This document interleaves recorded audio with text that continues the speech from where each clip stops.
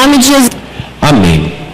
E vamos entrar então na nossa mensagem desse domingo, onde eu quero falar com você, querido. Tenho certeza que a palavra de hoje vai falar profundamente ao seu coração.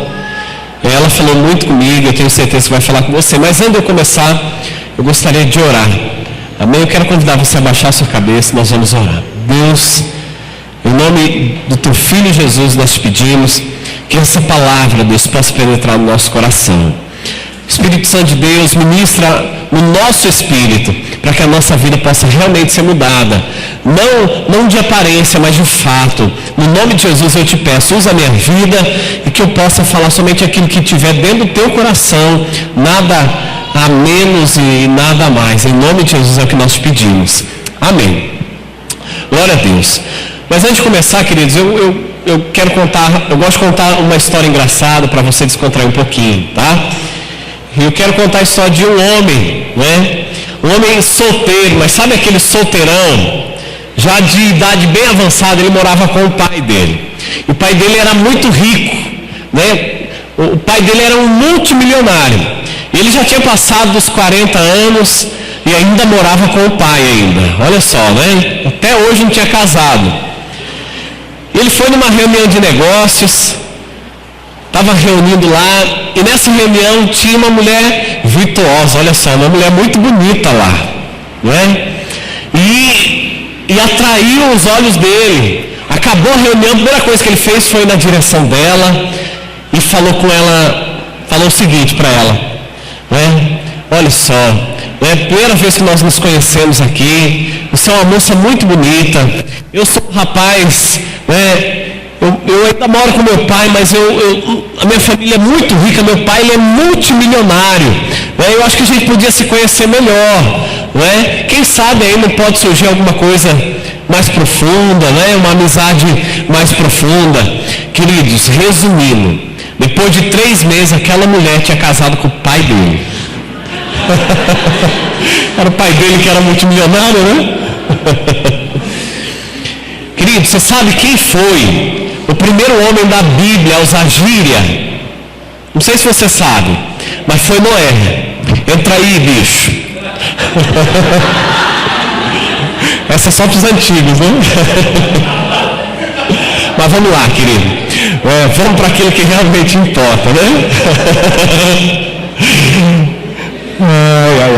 Mas o que eu quero falar com você essa noite, esse tema aqui, olha só.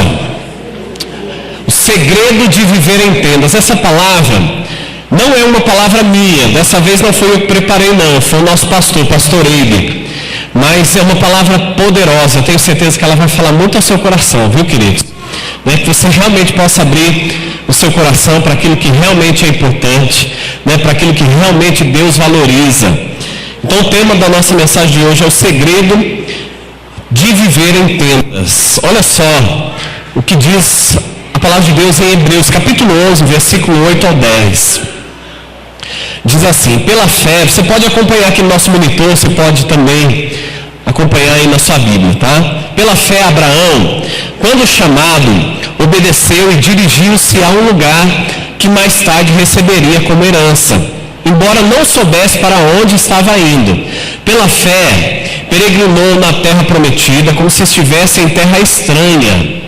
Viveu em tendas. Diga assim comigo: viveu em tendas. Bem como Isaque, o seu filho, e Jacó, o seu neto, cordeiros da mesma promessa. Pois ele esperava a cidade que tem alicerces, cujo arquiteto e edificador é Deus. Olha só, a Bíblia diz aqui que Abraão, seu filho Isaque e o seu neto Jacó, todos eles viveram em tendas, né? Naquela época eles viviam, até alguns até hoje vivem em tendas também, mas não para aqueles que são muito ricos. A Bíblia diz que Abraão, ele era um homem muito, muito rico, né? Ao ponto de ele ter vários funcionários trabalhando para ele. Ele tinha vários pastores de ovelha. E olha só, ele era tão rico que um pastor cuidava de centenas e centenas de ovelhas, né? E o outro também cuidava, mas a Bíblia diz que eles tinham que ficar a uma distância muito longe, porque senão, né, eles misturavam os rebanhos. Olha só, né? Então ele era muito rico. E um homem muito rico, ele não ia morar em tendas. Mas a Bíblia diz que ele preferiu, ele decidiu viver em tendas. E não só ele. A promessa não foi só para o Abraão, Deus ia fazer dele uma grande nação. Mas a Bíblia era para ele e todos os seus filhos, toda a sua descendência. Abraão, Isaac e também Jacó, E o versículo 10 diz que ele esperava a cidade que tem alicerce, cujo arquiteto e edificador é Deus. Olha só, você consegue notar um homem que olhava para o futuro. Ele não olhava pela sua realidade natural. Como homem rico que ele era, o que ele podia fazer? Eu vou construir uma bela mansão, um palácio para mim. Mas ele preferiu morar em tendas, esperando que Deus, Aqui é como se ele estivesse olhando o futuro quando Jesus fosse voltar e salvar todo o povo judeu. Mas o olhar dele era de alguém que olhava a eternidade. O olhar de Abraão não era de alguém que olhava o natural, mas de alguém que olhava o espiritual. Não sei se você sabe. Você, querido, você mora dentro de um corpo. Na verdade, quando você morrer, você vai continuar existindo. Então você não é um corpo, Você só mora dentro de um corpo. E para onde é que nós vamos? Existem dois lugares, Ou o céu ou o inferno. Só tem esses dois lugares, Não tem um terceiro lugar ou um quarto lugar. Ou o céu ou é o inferno. E quem é que vai para lá? O nosso corpo? Não, é o nosso espírito, Nosso espírito. Então, queridos, nós temos que olhar não de forma natural para as coisas. Eu estava dizendo agora há pouco, na nossa reunião do grupo de louvor, da nossa liderança, que a nossa vida aqui na Terra, ela é só uma pequena parte se comparado à eternidade, Imagine você talvez vai viver 70, 80 anos, eu vou viver 120, viu, queridos? Eu e minha esposa, Paulo? Meus filhos, nós vamos passar aí, nós vamos chegar aos 120, Você pode chegar também, se você quiser, Mas eu vou. Mas muitas pessoas, elas vivem entre 70 e 80 anos, essa é uma média de sobrevida das pessoas. E nesse período que nós vemos, se comparado com a eternidade, é muito pequeno. Imagina só, nós estamos falando 70, 80 anos, agora imagine milhares e milhares de anos, milhões de anos, a eternidade não tem fim. Só que o que você faz nesse pequeno período, é que vai determinar para onde você vai toda essa eternidade. Isso é muito importante. E nós temos que ter uma visão, não de alguém que vai viver 70, 80 anos, mas de alguém que vai viver milhões de anos. E onde é que você vai estar quando você morrer? Para onde é que você vai?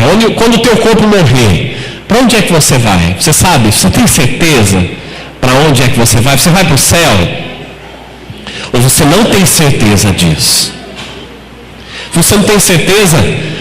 Hoje você pode tomar as decisões corretas que vão te levar para o céu, querido. A escolha é sua. A decisão ela é só sua.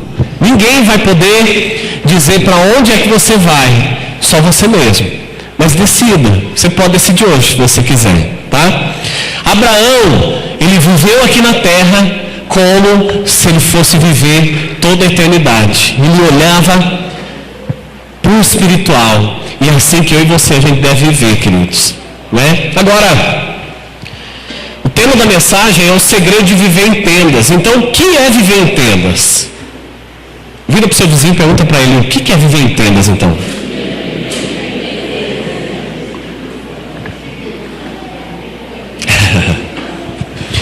E sobre isso eu quero falar, não você realmente morar dentro de uma tenda, tá bom, querido? Por favor, a partir de amanhã vocês não vão sair comprando barraca e sair montando acampamento, Vocês não vão sair montando, não é porque teve a Viva Camp aí esses dias, onde o pessoal montou barraca lá, por favor, não é isso que eu estou falando, Não é dessa tenda, mas é de uma tenda espiritual. Eu quero falar para você desse mundo espiritual, que vai continuar existindo, mesmo quando esse mundo natural se acabar. O que é viver em tendas? Então a primeira coisa para você entender o que é viver em tendas é se apegar ao inabalável. Hebreus capítulo 12, do 26 ao 29, eu vou ler com você. Aquele cuja voz outrora abalou a terra, agora promete: ainda uma vez abalarei não apenas essa terra, mas também o céu. As palavras ainda uma vez indicam a remoção do que pode ser abalado, isto é, coisas criadas, de forma que permaneça o que não pode ser abalado. O que quer dizer isso aí? Aqui está dizendo que existe algo que vai ser abalado, existe outra coisa que não pode ser abalada, tá? O que isso significa? Quero que você pense em tudo que é material, tudo que você pode imaginar, um carro, uma casa, imagina uma moto, imagina as suas conquistas aqui. Quando você morrer, querido, a sua casa ela vai caber dentro do caixão com você? Não vai caber, não é? O seu carro vai dar para dobrar uma maletinha e pôr junto no caixão com você? Não dá para fazer isso. O carro que você tem hoje, não é? Que você almeja conquistar, esse mesmo carro daqui a 10 anos, daqui a 20 anos, eu quero que você imagine, esse mesmo carro vai estar todo enferrujado, não é? Precisando de conserto aqui, conserto ali. O carro com 10 anos isso já precisa. Alguém que não tem cuidado, um carro com 1 ano, 2 anos de uso, já começa a quebrar tudo, né? Dinheiro, papel. Você talvez vai ter uma nota de 100, de 50, de 20, de 5, de 2 na sua carteira. Deixa ele exposto no meio do mato. Com 2, 3 chuvas, aquele pedaço de papel já não vai nem existir mais. E isso você também não vai poder levar para a eternidade. Para a sua eternidade isso não vai entrar.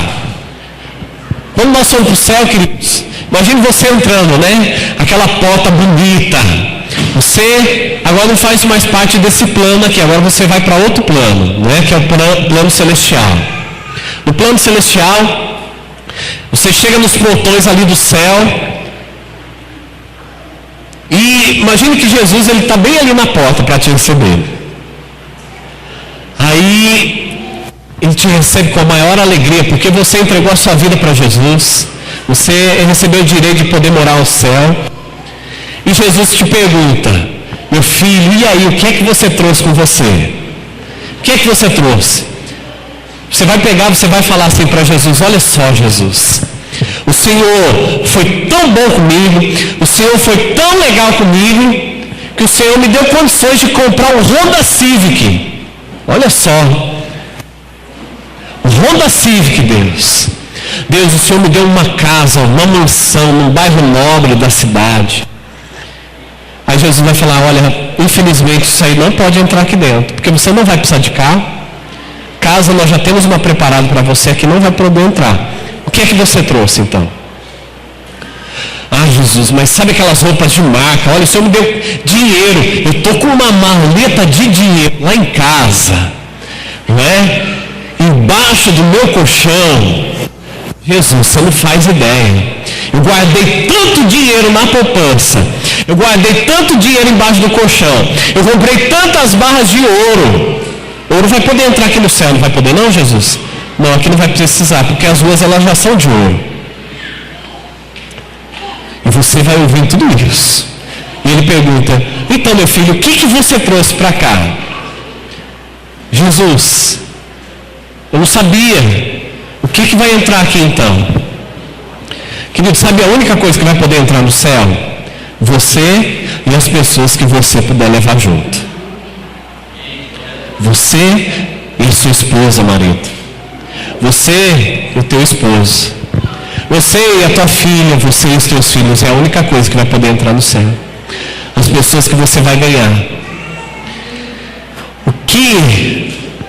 O que pode ser abalável uma hora vai ser, queridos. A Bíblia diz, né, que tudo vai ser consumido pelo fogo. Já pensou?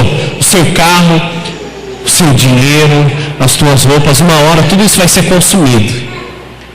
Mas existe algo que é inabalável, e é isso que você vai levar para a eternidade. Primeiro, você tem que se levar. Amém, querido? Não é? Primeira coisa que você tem que fazer é garantir a tua estadia no céu. Falar, opa, antes de ganhar os outros eu vou me ganhar, né? Deixa eu aceitar esse Jesus aí, deixa eu receber Jesus na minha vida, deixa eu morar para o céu. Então essa é a primeira coisa. Você precisa se garantir. A segunda é você puder levar o maior número de pessoas junto com você. Amém? Porque é isso que importa, tá? A tua eternidade, ela vai depender de tudo isso e de só isso, mais nada. Tudo que é material um dia vai acabar. Tudo que não tem valor eterno um dia também vai acabar. Porque um carro, queridos, hoje a gente vê, né, no salão do automóvel, um carro chique, né? Está quase flutuando os carros, gente. Eu acho que nós vamos ver isso ainda, né? Carro flutuando. Já está quase aí. Carro voando, já até existe, né? Você vê os carros assim, todos futuristas, assim, muito legal. Mas isso não tem valor eterno. Para Deus isso aí não serve para nada. O dinheiro que você tanto trabalha para conquistar, os diplomas que você soa tanto para ter, uma faculdade, 2, 3, pós-graduação, mestrado, doutorado. Eu não estou falando que isso não é importante, você deve fazer isso.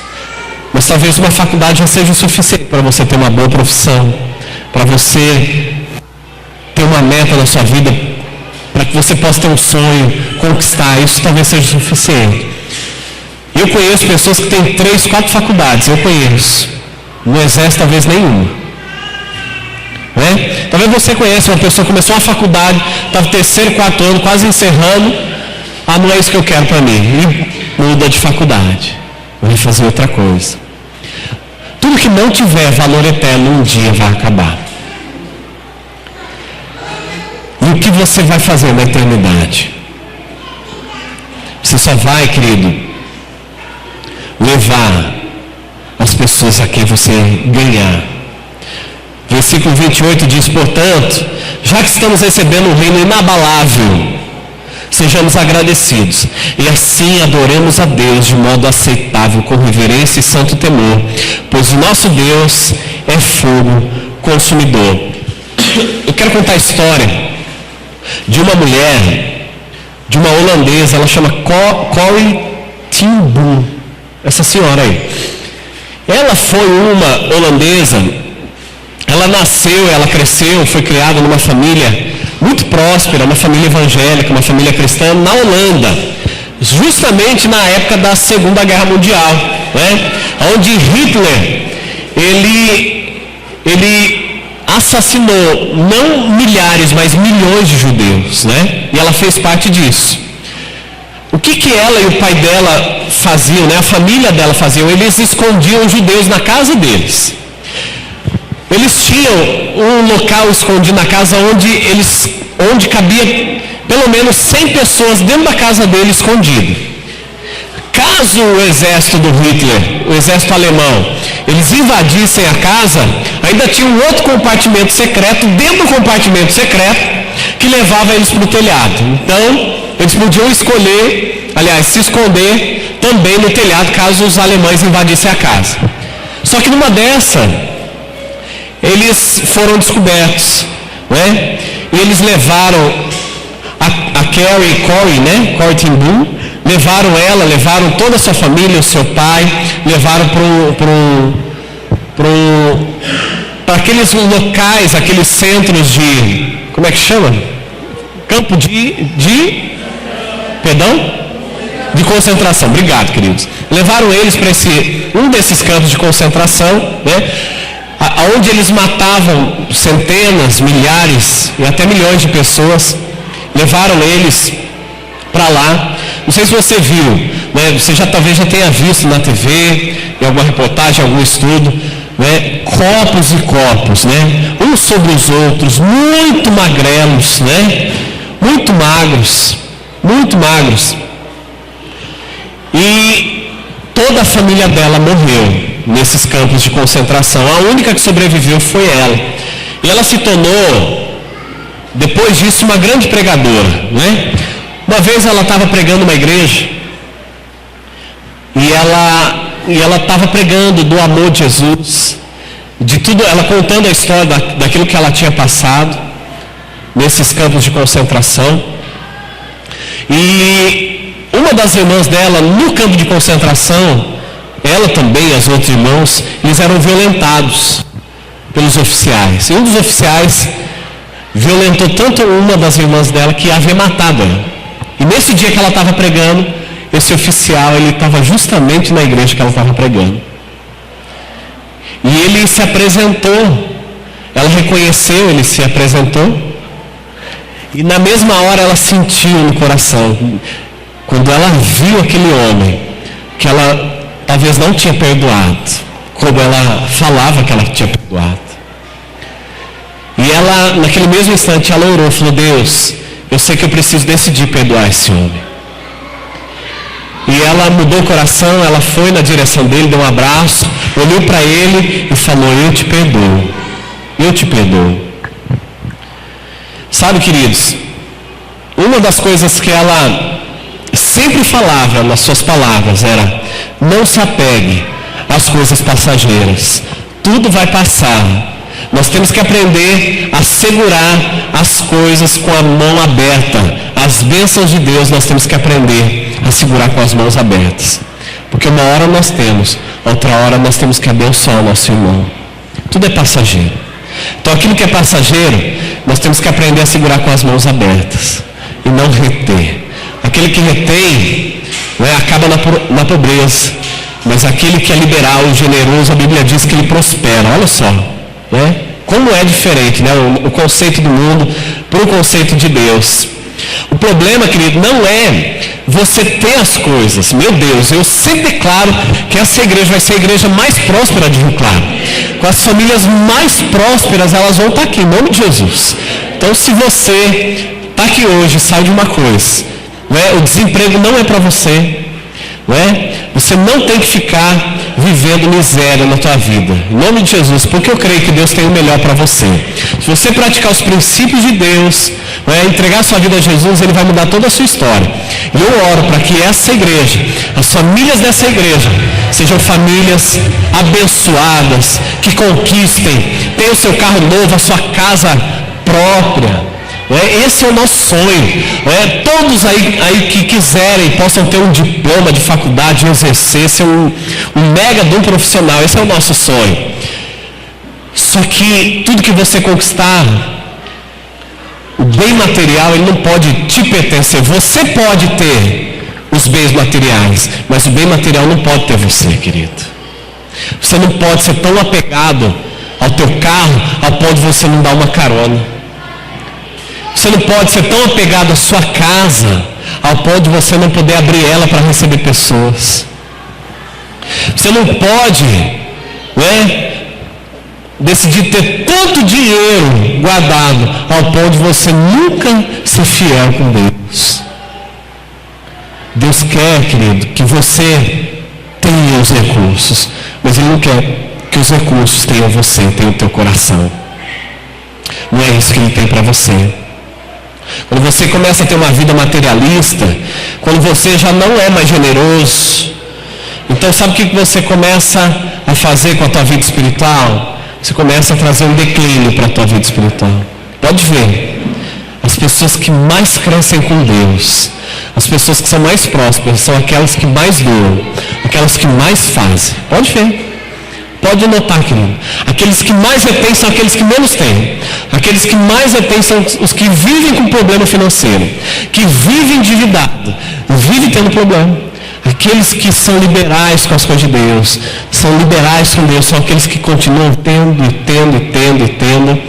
porque entenderam que eles têm que segurar com as mãos abertas, não com as mãos fechadas. Essa vida materialista não agrada a Deus, querido. Se apegue só aos valores que são eternos. Viva para Jesus, viva para o melhor de Deus para a tua vida. Sabe? Viva para aquilo que é eterno. Talvez você chegou aqui hoje Talvez essa palavra de agora está mexendo com você já. Nós nem só estamos no início. Talvez você está pensando, talvez você até sentiu um incômodo aí no teu coração. Poxa, eu estou tão apegado a tal coisa, tão apegado a isso, aquilo. Olha como Deus não se agrada. Eu não vou levar nada disso vai comigo. Nada disso. Existe uma outra pessoa que eu quero também falar, ele chama Chuck Smith. Ele é um fundador americano de mega igrejas, assim, igrejas muito grandes. E ele tinha um sonho de ter um carro novo, né?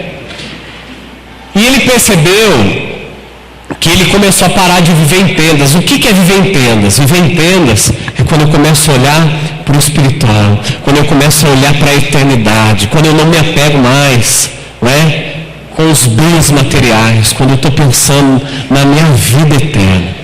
E esse Chuck, esse pastor americano, ele percebeu que ele havia começado a parar de viver em tendas, a viver pensando no espiritual, na vida da eternidade. E ele, quando ele se deu conta, ele estava vivendo tão material, e ele sonhava em ter um carro. Um dia ele comprou um mega carro, o carro que ele queria, o carro dos sonhos dele. Queridos, ninguém podia relar no carro dele. A família, quando entrava no carro, ó, não deixa derrubar bolacha, hein? Toma cuidado aí. E tudo, lavava o carro todo final de semana, aquela coisa doentia pelo carro. Só que uma vez ele parou, estacionou o carro no centro, foi no centro. Quando ele voltou, tinha batido no carro dele. E ele voltou para casa assim, furioso, gente, furioso, batendo no meu carro.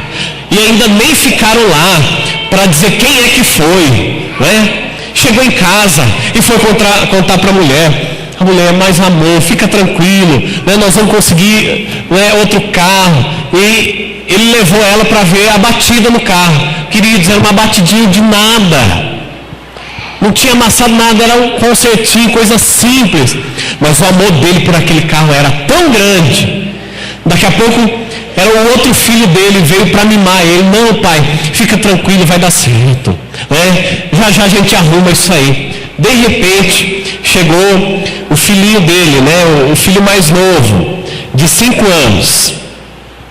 Chegou no carro, viu o irmão, viu a mãe ali, sabe, fazendo cafuné no pai, o crianção daquele tamanho lá, chorando por causa de um carro. Chegou perto do carro, pegou e deu um chute no carro. Falou, essa porcaria aí vai queimar tudo no inferno. O menino, eu acho que ouvia tanto essas coisas na igreja, o pai pregando, querido, isso é verdade, não é brincadeira não essa história. Na hora que ele viu o filho falando isso, foi aí que ele caiu em si. Ele falou, realmente, isso aqui é só um carro. Isso aqui é só um carro. Isso aqui vai apodrecer. Foi aí que o coração dele mudou e ele voltou a viver em tendas. Olha só, às vezes a gente perde, queridos, o foco, né? A gente perde a noção da nossa vida, a gente se apega a coisas tão pouco importantes, né?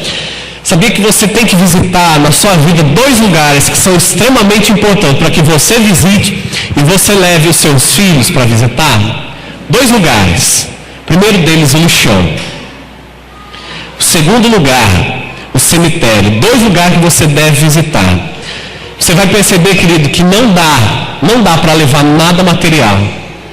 Nada material você vai levar com você. Você só vai levar para a eternidade somente as vidas que você ganhar.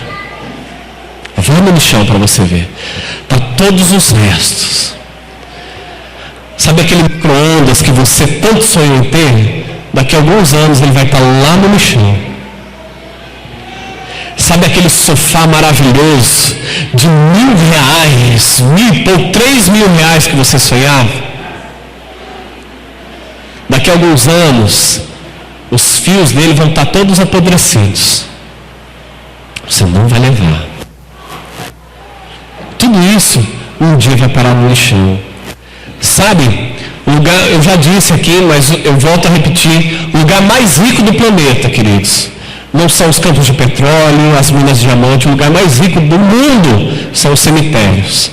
Porque é ali que está escondido, né, os grandes artistas que sonharam tanto, mas nunca produziram nada, né? Almejaram tanto, nunca conseguiram. Ali estão as grandes riquezas, pessoas que não puderam levar com elas toda a riqueza. Foi no cemitério, acabou tudo ali, toda a riqueza. E sabe o que é impressionante, querido? Conquista, vive conquistando para você ver, junta tesouros aqui. Quando você morrer, os seus tesouros vão ser repartidos em menos de uma semana.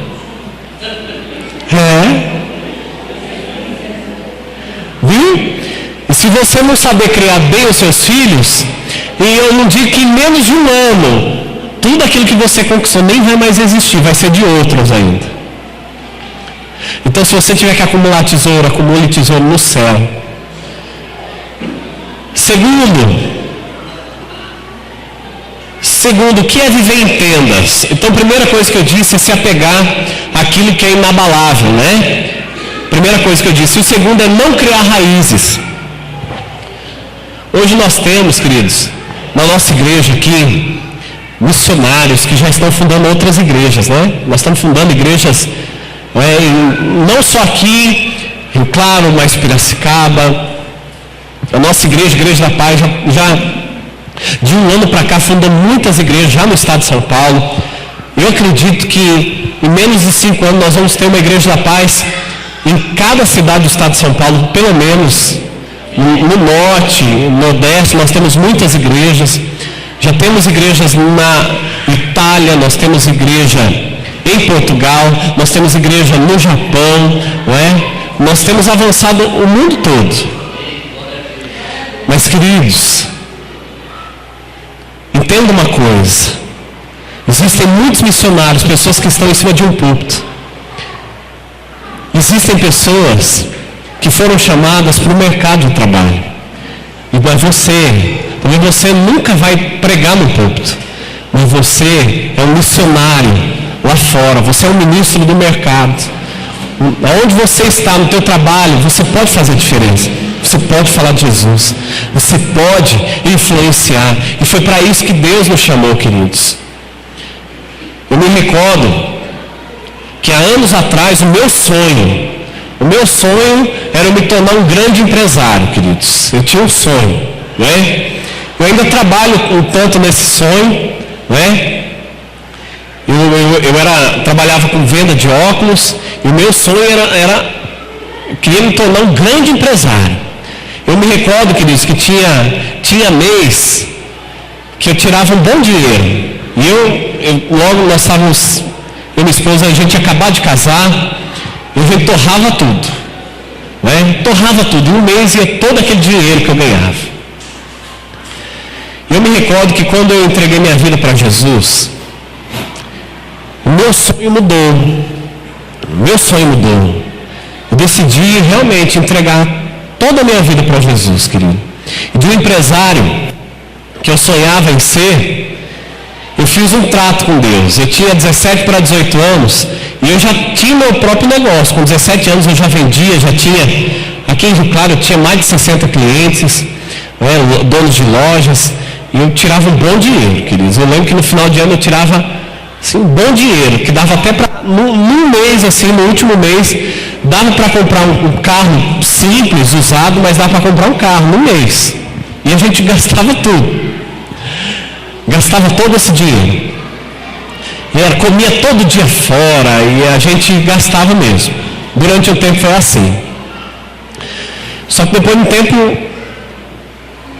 logo que eu entreguei a minha vida para Jesus, eu fiz um trato com Deus. Esse sonho que eu tinha de me tornar um grande empresário, eu decidi obedecer a Jesus.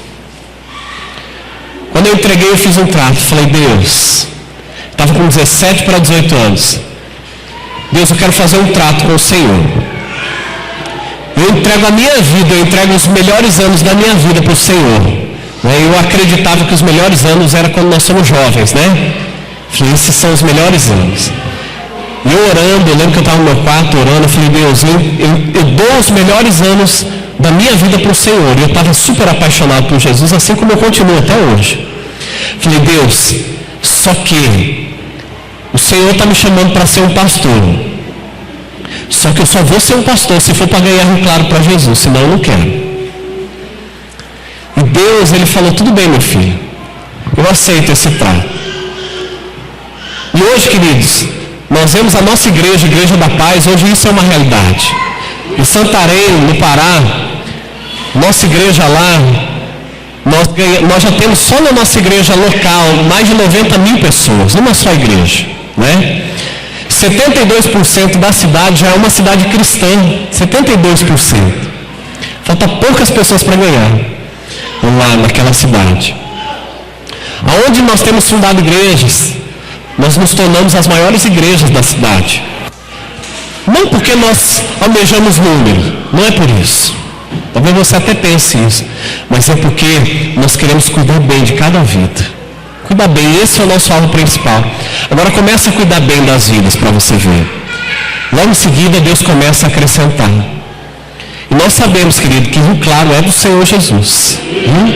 Deus vai entregar para essa igreja aqui e para as outras igrejas aqui nessa cidade, não é? Rio Claro, nós cremos nisso. E agora esses braços já estão aumentando, né? Agora nós já cremos que Piracicaba também é do Senhor Jesus. Nós temos um sonho, dentro de 20 e 30 anos, nós vamos revolucionar essa região aqui, queridos. Esse é o nosso sonho. E eu creio nesse Deus. Um Deus que, quando você faz um voto com Ele, Ele é fiel em cumprir. Eu dei a minha vida, eu queria me tornar um grande empresário, mas eu fiz essa troca. Eu falei, Deus, eu abro mão de me tornar esse empresário. Eu sabia que eu ia me tornar um empresário. Mas eu falei, eu troco, eu abro mão disso, para que eu possa ver uma cidade inteira salva para Jesus. E eu sei que isso vai acontecer aqui, queridos. Você sonha comigo? Amém? Vamos ganhar Rio Claro e Piracicaba para Jesus? Só que para isso você vai ter que aprender a não criar raiz. Você vai ter que aprender a sonhar no eterno, naquilo que realmente você vai levar para a eternidade. Agora imagina só, a gente chegar no céu, né? Você chegar no céu e Jesus perguntar para você, e aí meu filho, o que é que você trouxe? Jesus, você nem sabe. Ele vai saber, né? Mas você vai chegar assim, né? Jesus, você nem sabe. Nós, a nossa igreja lá em Rio Claro, nós ganhamos toda Rio Claro para o Senhor, para honrar o teu nome. E Ele vai falar, meu filho, entra para o gozo do seu Senhor, porque agora nós vamos reinar junto. Já pensou que maravilhoso vai ser esse dia, gente? Então, não crie raiz. Terceiro, é viver com a ótica na eternidade. E aqui eu quero contar uma história. Eu acho que eu já contei ela aqui, mas vou repetir, de uma família coreana. Há muitos anos atrás, na década de 70, a Coreia do Norte, ela se tornou comunista e ela não se dava muito bem com a Coreia do Sul, né? E por ser comunista, ela tentou subjugar a Coreia do Sul. O que acontecia, queridos? A ideia do comunismo é que eles são ateus, né? Eles não creem em Jesus, eles são ateus. E qual que é a ideia que eles queriam na Coreia do Sul? A Coreia do Norte queria para a Coreia do Sul que ninguém fosse cristão lá. Eles matavam todos os cristãos. Eles iam de vilarejo em vilarejo e iam matando os cristãos. Mas não sei se você sabe, a maior igreja do mundo hoje é uma igreja da Coreia do Sul, né? Que tem mais de 1 milhão de cristãos numa só igreja. Impressionante. E uma certa vez, uma parte desse exército, desses coreanos da Coreia do Norte, foi nesse vilarejo. E a primeira coisa que eles faziam quando eles entravam nos vilarejos, nas pequenas cidades, eles iam atrás do pastor daquela cidade. Pegavam o pastor e a família do pastor. Às vezes eles fuzilavam, às vezes eles enterravam. E nesse caso, nessa história, que era uma história verdadeira, eles cavaram um buraco e jogaram a família do pastor, jogou o pastor, a esposa e os filhos ali dentro daquele buraco. Jogaram ali e falaram para ele: pastor, nós queremos te dar uma chance. Se você negar Jesus, se você declarar que você estava você estava enganando toda essa comunidade aqui, nós vamos libertar você e a sua família. Qual foi a primeira atitude desse pastor? Ele olhou para os filhos. Naquele mesmo momento ele titubeou. Provavelmente ele deve ter pensado, poxa, talvez eu negue, né? Para salvar meus filhos, depois eu peço perdão a Deus, Deus me perdoa. Você sabe que a Bíblia diz que aquele que confessar a Jesus, Jesus vai confessar diante do seu Pai, mas aquele que o negar, ele vai negar diante do seu Pai, né? É o que a Bíblia diz. Quando ele pensou em titubear, quando ele pensou em voltar atrás, a esposa olhou para ele e falou, amor, ainda hoje nós vamos jantar com Jesus. Na mesma hora, ele olhou para os soldados e ele falou, eu não nego meu Jesus, eu não vou negar o meu Jesus, eu não enganei essa comunidade. Jesus, ele é o único Senhor, ele é o único Deus, e ele é o único que pode salvar vocês. Ele olhou para os filhos dele e falou, meus filhos, ainda hoje nós vamos jantar com Jesus. Você pode aplaudir a Jesus por isso, querido?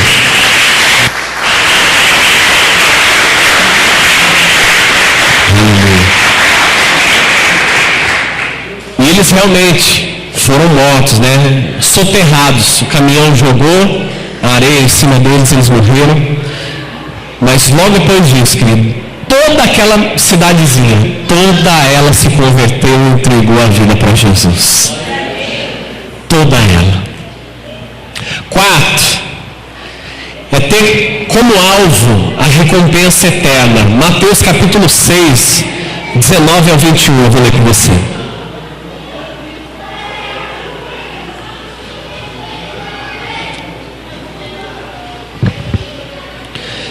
Não acumulem para vocês tesouros na terra, onde a traça e a ferrugem destroem, e onde os ladrões arrombam e furtam, mas acumulem para vocês tesouros nos céus, onde a traça e a ferrugem não destroem, e onde os ladrões não arrombam nem furtam, pois onde estiver o seu tesouro, aí também estará o seu coração.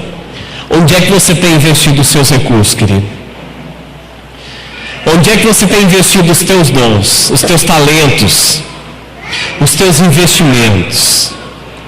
Onde você estiver investindo, querido, é aí que vai estar o seu coração. Não sei se você sabe, alguns aqui, muitos aqui talvez saibam, nós estamos fundando a Igreja da Paz em São Paulo, agora na capital, não é? A nossa igreja, queridos, enviou de vários locais do Brasil uma grande equipe de pastores para fundar essa igreja em São Paulo, né? Ao todo, dá mais de 300 pastores fundando uma só igreja. Aqui só estou eu de pastor, né? Imagina só, Rio Claro, só tem eu aqui. Agora imagina São Paulo, uma equipe de mais de 300 pastores e voluntários que estão lá, não é? Queridos, pessoas com coração tão sincero, pessoas que estão ali trabalhando para Jesus, pessoas que ensinam suas famílias a ter um coração apegado naquilo que é eterno. Eu quero contar algumas histórias que estão acontecendo por esses dias lá em São Paulo, para que você saiba o que Deus está fazendo na nossa igreja.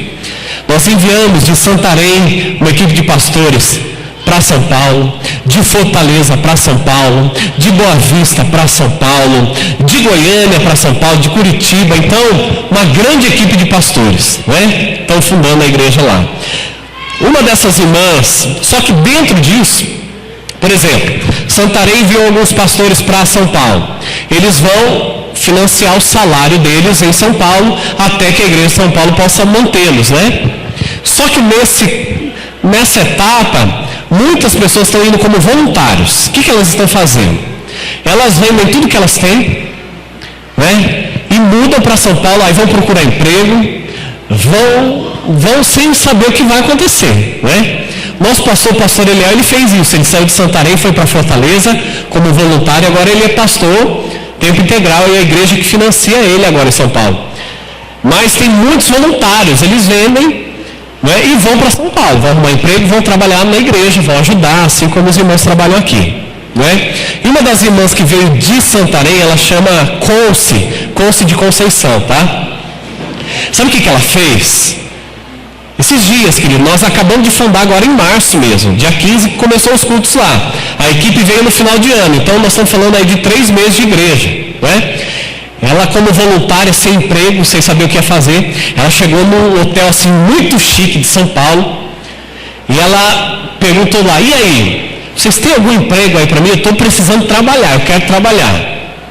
Aí eles olharam para ela e falaram: não, nós infelizmente não temos, só temos uma vaga, e é para cozinheira-chefe. Você tem experiência? Ela falou: eu não tenho, mas me dá uma chance de 1 mês, aí se você gostar você fica comigo, senão você me manda embora. Queridos, ela não tinha experiência, gostavam tanto dela que contrataram ela, ela já é cozinheira-chefe do grande hotel lá, e eles gostaram tanto dela e perguntaram para ela: tem mais pessoas como você que veio de lá também? Ela falou: tenho bastante. Contratou um monte de gente ali através dela. Tem o caso de uma outra irmã também.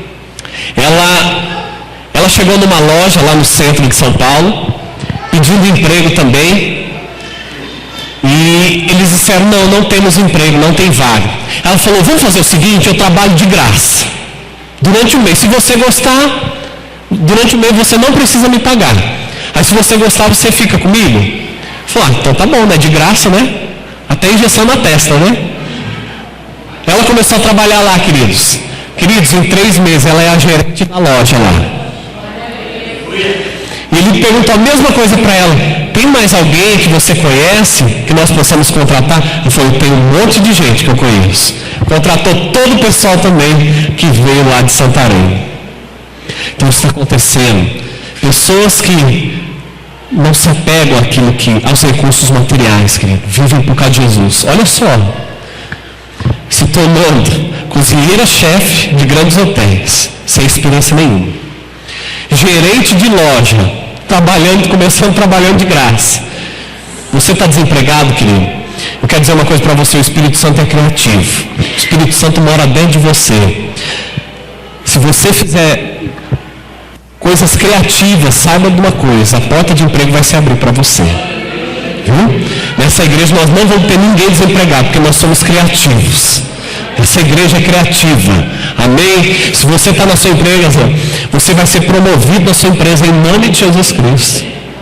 Seja criativo, seja um homem e uma mulher de Deus. Mas sabe por que elas conseguiram?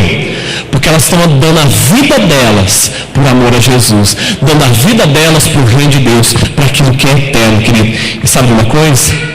Você acha que Deus não vai honrar a vida delas? Deus quer honrar a tua vida também, querido. Deus quer honrar você. Dê a sua vida por amor a Jesus, sem esperar nada em troca, mas dê a sua vida, dê o seu melhor. Você vai ver o que Deus pode fazer através de você. Quinto, o que é? É criar filhos e netos com mentalidade de tendas também. A Bíblia diz que Abraão recebeu a promessa, mas o que ele fez? Ele criou o Isaac, ele criou o Jacó, ele criou os filhos dele, os netos dele, com a mentalidade no eterno. Foi isso que ele fez, não é? Querido, presta atenção no que eu vou dizer para você. Se você viver em tendas, você vai influenciar gerações inteiras. Quando eu decidi entregar a minha vida para Jesus, eu não sabia quantas pessoas eu ia influenciar, mas eu sabia que eu poderia influenciar outras pessoas. Eu poderia. Sabe? Você tem hoje nas tuas mãos o poder de influenciar os teus filhos. Ah, pastor, meu filho não quer vir na igreja. Eu não vou ficar forçando a barra. É adolescente, é criança aí, quase entrando na adolescência. Queridos, eu lembro a minha mãe, ela me obrigava a ir na igreja, querido. Eu odiava. Eu entrava na igreja, eu ia para o banheiro. A igreja era grande, né?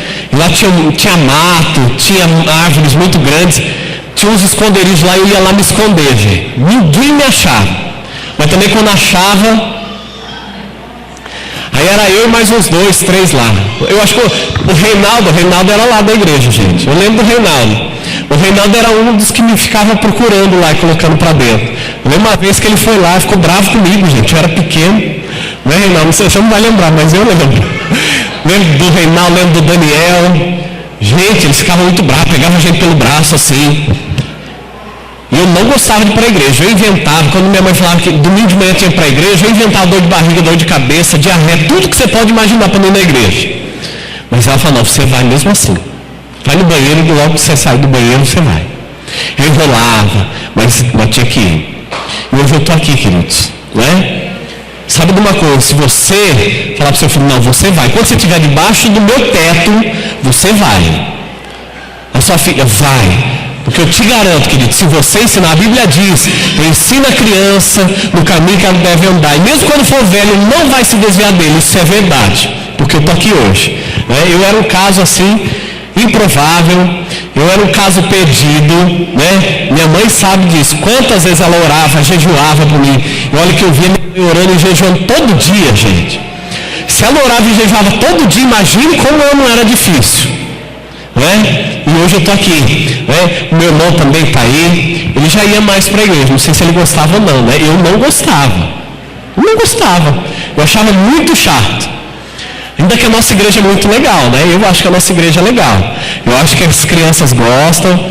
Os adolescentes também. A gente quer ter essa cara. Uma igreja bem legal. Cheia de Jesus, cheia do Espírito Santo. Mas uma igreja legal. Né? Uma igreja para frente mesmo. Então esse é o nosso alvo aí. Mas naquela época eu não gostava.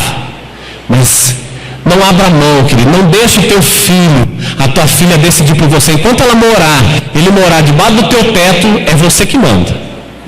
Eu falo pro meu filho, falo, Caio, enquanto você morar aqui, meu filho, até 18 anos, quando você morar aqui, você não vou te dar celular. E ele já quer celular, gente. Porque todos os amiguinhos da escola têm. Não vou dar celular para você. Para que você quer? Ah, porque os amiguinhos têm. Eu falei, não é porque os seus amigos têm que você precisa ter. Não é? Pensa se ele gosta.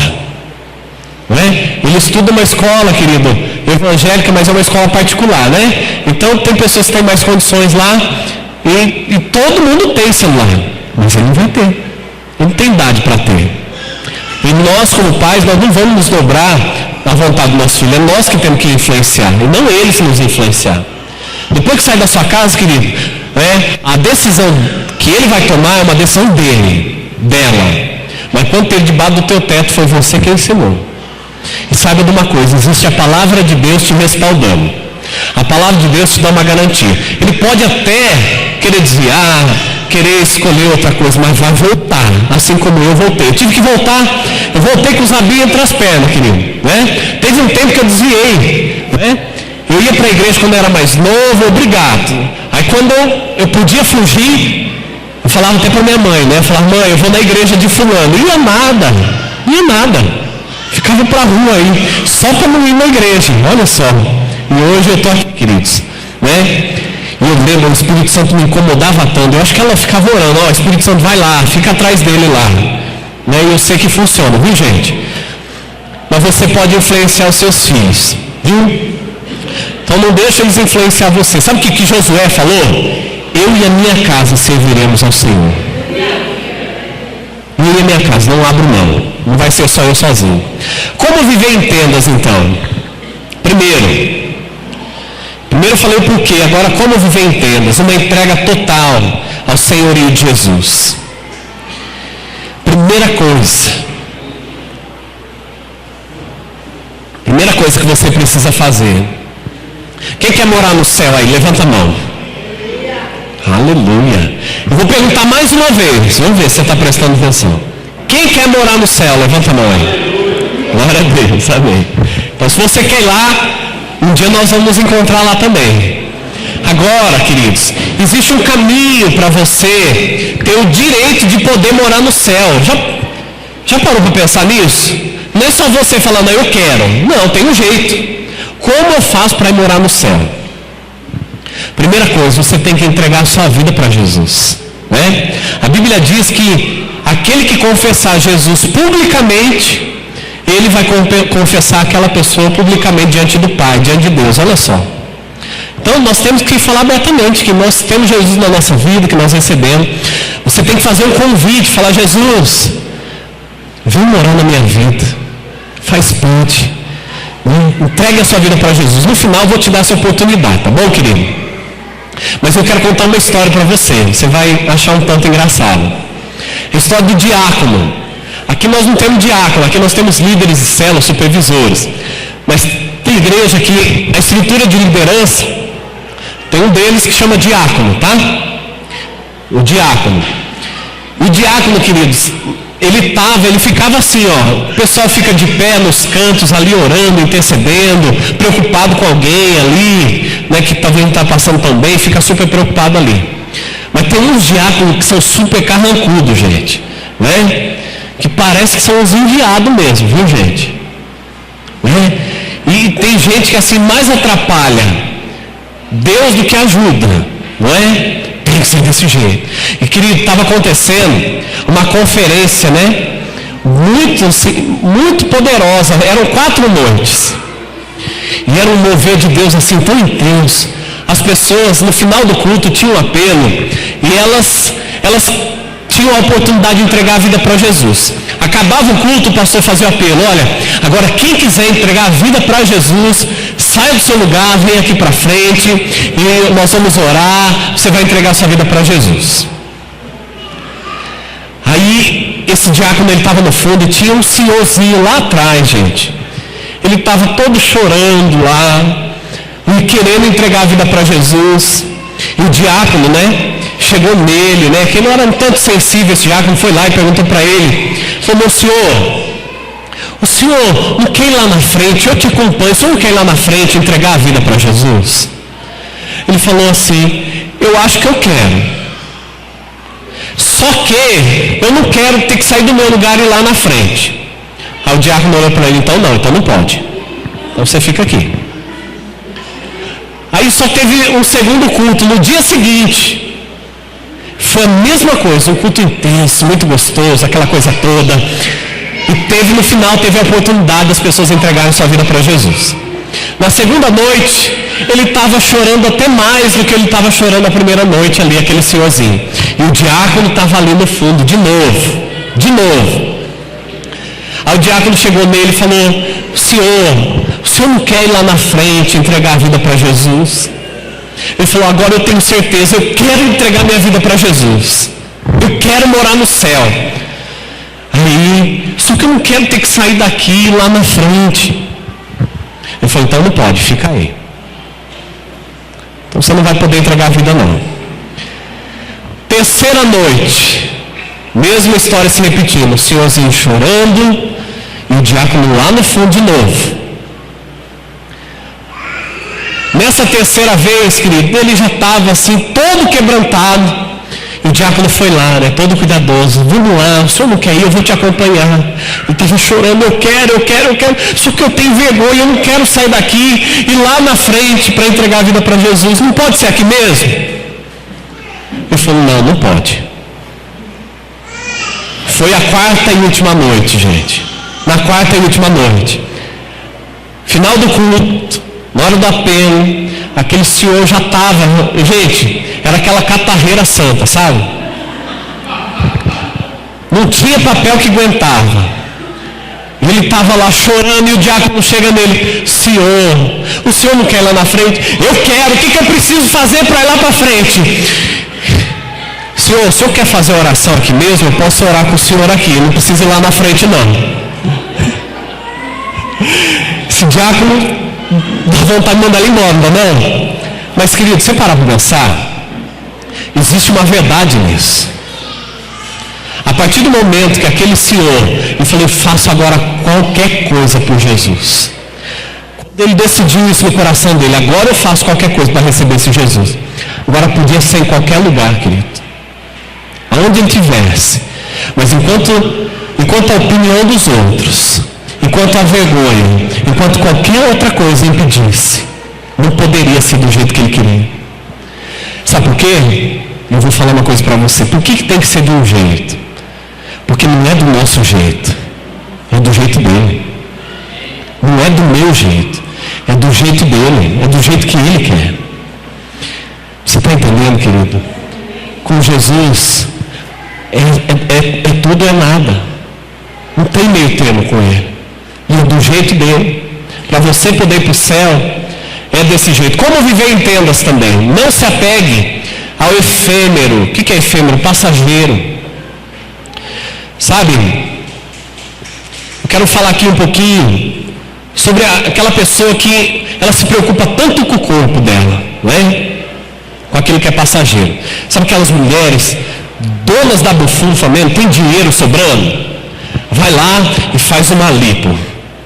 Mas não está contente, vai lá e faz uma plástica no nariz, e faz uma na orelha, e faz uma na perna, e faz uma, querido, gasta com aquilo que é material, gasta com o corpo.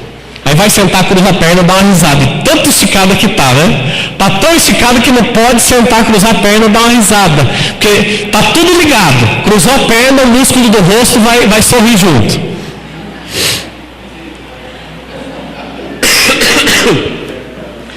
Queridos, nós temos que ter os nossos valores naquilo que é eterno, naquilo que realmente importa. A nossa beleza uma hora passa também, sabia disso? Pessoas que cultuam o corpo, mas isso não leva ninguém para o céu, querido. Nós temos que entregar a nossa vida para Jesus, deixar Ele mudar a nossa vida. Nós temos que deixar Jesus falar conosco. Nós temos que olhar para a nossa eternidade, para onde é que nós vamos. Terceiro, já que uma vida, vamos ler isso aqui todo mundo junto. Vamos ler, 1, 2, 3 e... Já que uma vida